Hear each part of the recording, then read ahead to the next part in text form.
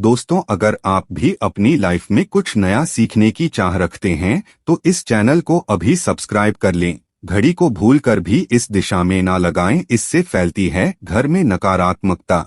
इसी के साथ हम जानेंगे दोस्तों कि आपको कैलेंडर कहां पर नहीं लगाना है, क्या गलती आपको नहीं करनी है, और साथ ही मैं आपको बताऊंगा कि अगर आपके घर में वास्तु दोष है तो कैसे आप जान सकते हैं और क्या उपाय कर सकते हैं जिससे कि वास्तु दोष दूर हो और आपके जीवन से परेशानियां खत्म हो जाएं। तो पूरी जानकारी के लिए इस वीडियो को अंत तक जरूर देखिएगा। दोस्तों, हम सभी के घर में घड़ी का प्रयोग किया जाता है। घड़ी जो बीते समय और आने वाले समय के बारे में हमें सूचित करती है। अगर हमारे जीवन पर सबसे ज्यादा किसी का प्रभाव पड़ता है तो वह है समय। हर किसी का समय एक जैसा नहीं होता। अच्छे और बुरे समय सभी के जीवन में आते रहते हैं। समय चक्र का चलना कायम ही रहता है।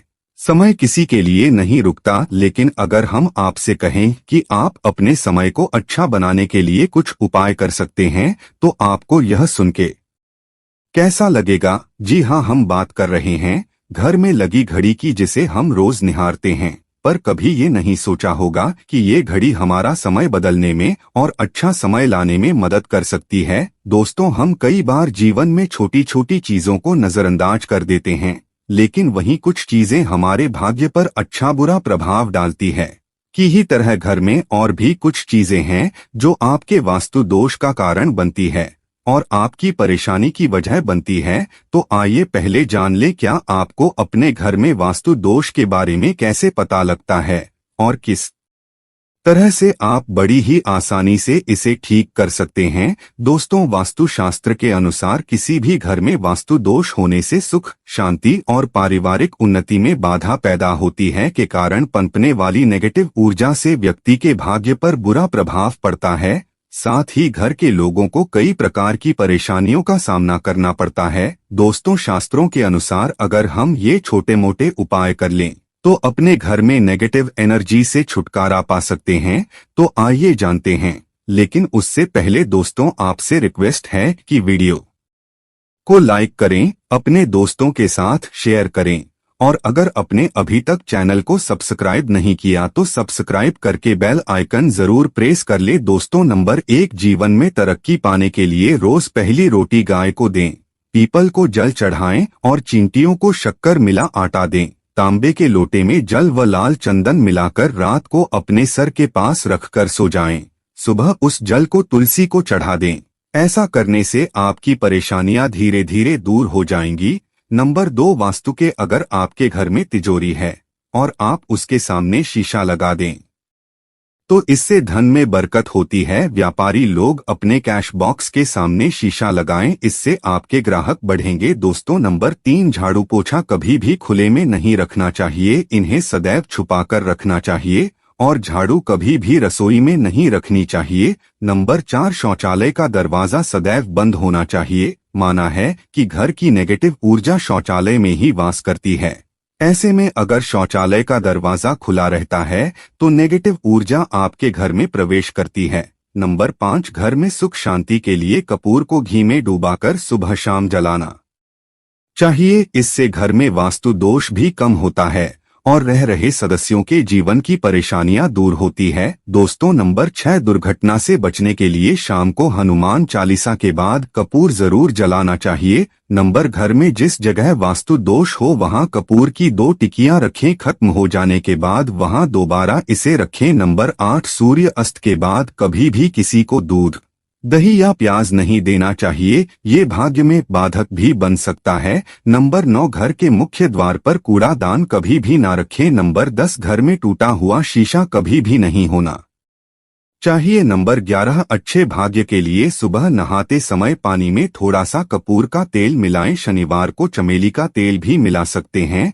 नंबर 12, लक्ष्मी की कृपा पाने के लिए रोज रात को रसोई अच्छी तरह से साफ करके चांदी की कटोरी में कपूर और लौंग जलाए। यह प्रक्रिया रोज की जाए तो घर में बरकत बनी रहती है और माँ लक्ष्मी जल्द ही ऐसे घर से आकर्षित होती है। ऐसे घरों से नकारात्मकता सदैव दूर रहती है। दोस्तों, नंबर 13, घर के सोने वाले कमरे में पौधे नहीं लगाने चाहिए, इससे के ऊपर नेगेटिव प्रभाव हावी हो सकता है। नंबर 14 घर में पौधे लगाते समय पानी में सेंधा नमक डालें। सादे नमक का भी आप उपयोग कर सकते हैं, लेकिन दोस्तों ज्यादा फलदायी होता है। आपको शुभ फल जल्द ही प्राप्त होंगे। दोस्तों, घड़ी की सही दिशा आपके जीवन को भी सही रास्ता दिखाने में मदद कर सकती है। इसके अलावा कैलेंडर को किस जगह लगाना चाहिए और किस जगह पर नहीं, ये भी हम सबसे पहली बात जिसकी हम बात करेंगे वो है दोस्तों घड़ी का आकार यानी घड़ी की शेप। दोस्तों, वास्तुशास्त्र के अनुसार गोलाकार की घड़ियां, अंडाकार घड़ी सबसे उत्तम मानी जाती है, पर आजकल देखा जा रहा है कि बाजार में कई प्रकार की घड़ियां मौजूद है, जिसमें घर के सदस्य या भगवान की तस्वीरें और फोटो भी लगी होती है। लेकिन दोस्तों, आपको बता दें कि घड़ी के साथ तस्वीरें लगाना बिल्कुल भी सही नहीं है। आपके घर के सदस्यों के जीवन पर समय का प्रभाव देखने को मिल सकता है, और भगवान की तस्वीर घड़ी में बिल्कुल भी नहीं लगानी चाहिए, क्योंकि भगवान की तस्वीर को रोज धूप, दीप, अगरबत्ती और पूजन की आवश्यकता होती है, और घड़ी तो कई महीनों तक धूल में पड़ी रहती है। इससे भगवान का अपमान होता है और ये शुभ नहीं माना जाता। हो सके तो घड़ी का आकार गोल और अंडाकार ही पसंद करें।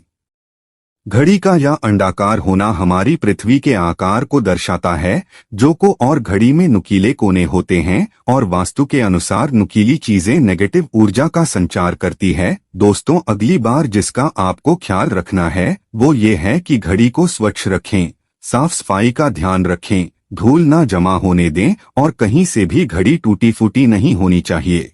दोस्तों, जैसा कि हम सभी चाहते हैं कि हमारे जीवन में सब अच्छा और बेहतर होता रहे, तो उसके लिए हम खुद को संवारे रखते हैं, नए कपड़े और आभूषण पहनते हैं। उसी प्रकार अपने घर की घड़ी को स्वच्छ और नए जैसा ही रखना चाहिए, यानी कहीं से भी टूटी फूटी नहीं होनी चाहिए। समय समय पर घड़ी पर चढ़ी धूल और जालों को साफ करते रहें, जिससे आपका भाग्य भी धुंधला नहीं पड़ेगा। दोस्तों, कई घरों में आदत होती है कि पुरानी गाड़ी को बनवाकर ही चलाते रहते हैं। एक जगह नई घड़ी आई तो पुरानी किसी और जगह लगा देते हैं।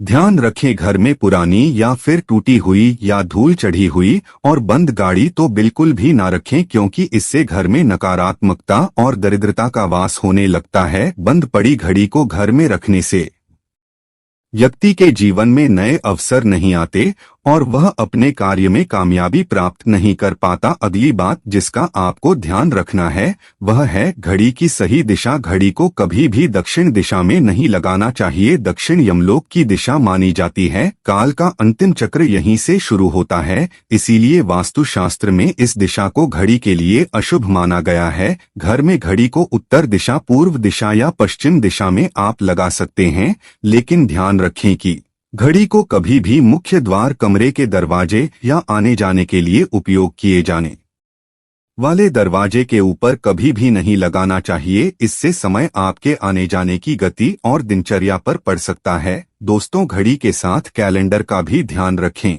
जहां घड़ी समय का प्रतीक है तो वहीं कैलेंडर उससे जुड़ी तारीखों का लेखा जोखा बताता है। कैलेंडर को पूर्वी और उत्तरी दिशा की दीवार पर कभी भी नहीं लगाना चाहिए, ये इससे वास्तु दोष उत्पन्न होता है। और कृपया करके अपने घरों में नए कैलेंडर के साथ पुराना कैलेंडर कभी भी ना लगाएं। दोस्तों, और कैलेंडर दोनों ही आने वाले समय के सूचक है, जो हमें आगे बढ़ने की प्रेरणा देते हैं। उन्हें समय के अनुसार ही लगाना चाहिए। इस बात का सदैव ध्यान रखें कि घड़ी का समय सदैव सही होना चाहिए। बहुत से लोगों की आदत होती है घड़ी का समय आगे या पीछे रखते हैं, तो ये गलती आप ना करें। समय सदैव सही रखें, इससे आपको कभी भी समय का कालचक्र और दुष्ट परिणाम प्राप्त नहीं होता।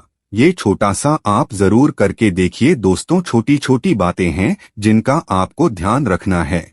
दोस्तों, रखी हुई घड़ी और पुराना कैलेंडर आपके भाग्य को भी रुकावटों से भर देता है। इसीलिए वक्त के साथ आगे बढ़ते रहने के लिए घड़ी और कैलेंडर को बदलते रहिए। और कैलेंडर को कभी भी अपने सोने के कमरे में ना लगाएं, ना ही इसे कभी मुख्य द्वार पर टांगे। ये शुभ नहीं माना जाता। पुरानी घड़ी किसी दान में देना शुभ माना जाता है। इससे आपके जीवन से बुरा समय निकल जाता है। इसीलिए अगर आपके घर में कोई पुरानी घड़ी है जो टूटी फूटी ना हो और खराब ना हो, तो वो आप किसी जरूरतमंद को दान में जरूर दें। आशा है कि आज की इस प्रस्तुति में बताई गई जानकारी आपको अच्छे से समझ आ गई होगी। वीडियो अच्छा लगा हो तो एक लाइक अवश्य कर दें। धन्यवाद। वीडियो के